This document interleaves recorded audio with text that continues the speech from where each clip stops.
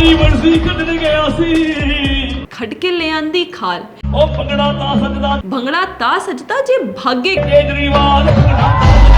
बड़ी खबर आपको बता दें, दिल्ली में एमसीडी मेयर का चुनाव नहीं लड़ेगी आम आदमी पार्टी।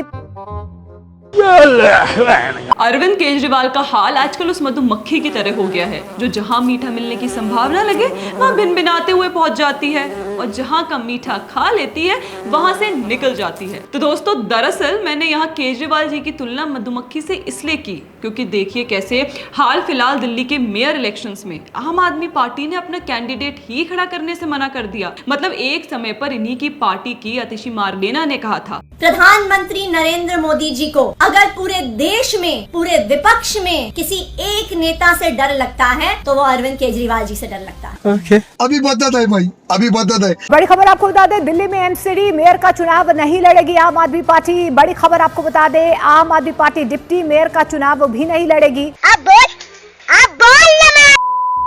देखिए, अब ये केजरीवाल की हार से भागने की आदत इतनी खराब है कि वे पिछले 10-12 सालों से दिल्ली पर राज करने के बावजूद आज दिल्ली वासियों को छोड़कर भाग रहे हैं। दरअसल ये बिहेवियर इसलिए क्योंकि इतने सालों से राजनीति में रहते हुए केजरीवाल को खुद पर इतना गुरूर आ चुका था कि उन्हें कोई सत्ता से हटा नहीं सकता। मैं नरेंद्र मोदी जी को कहना चाहता हूं, मोदी जी इस जन्म में तो आप हमको नहीं हरा सकते दिल्ली के अंदर आम आदमी पार्टी। दोस्तों, ये तो केजरीवाल के ओवर कॉन्फिडेंस का केवल एक ही प्रमाण है। इन्होंने तो दिल्ली का मुख्यमंत्री रहते हुए भी यही सेम भविष्यवाणी विधानसभा में खड़े होकर की थी कि इस जन्म में तो मोदी जी इन्हें नहीं हरा पाएंगे। अगर आप रोकने की कोशिश करोगे और फिर सोचोगे मैं दिल्ली जीत लूं, इस जन्म में तो नहीं जीत पाओगे मोदी जी। उसके बाद फिर से वे कहते दिखे कि 2025 तो छोड़ो, बीजेपी आपको 2050 तक नहीं हरा पाएगी।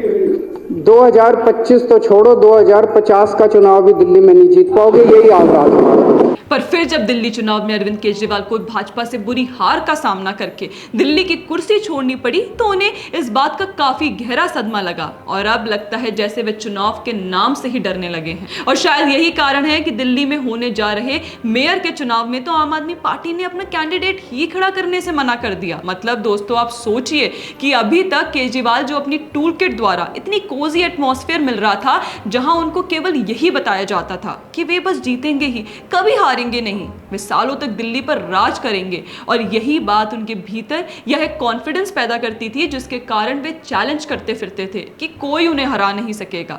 हाल यहां तक पहुंच गया था कि जिसमें वे खुद को दिल्ली का सीएम नहीं, दिल्ली का मालिक कहने लगे थे। दिल्ली के मालिक हम हैं। तो अब जब उनका ये फैंटेसी बबल फूटा तब से इन्हें हार बर्दाश्त करने में काफी दिक्कत हो रही है। इसका यही नतीजा है कि दिल्ली में शहद ना मिलने पर केजरीवाल जी ने अब मधुमक्खी की तरह अपना रुख पंजाब की ओर मोड़ लिया है जहां से आपकी सत्ता में रहने के थोड़े बहुत चांसेस बचे हैं।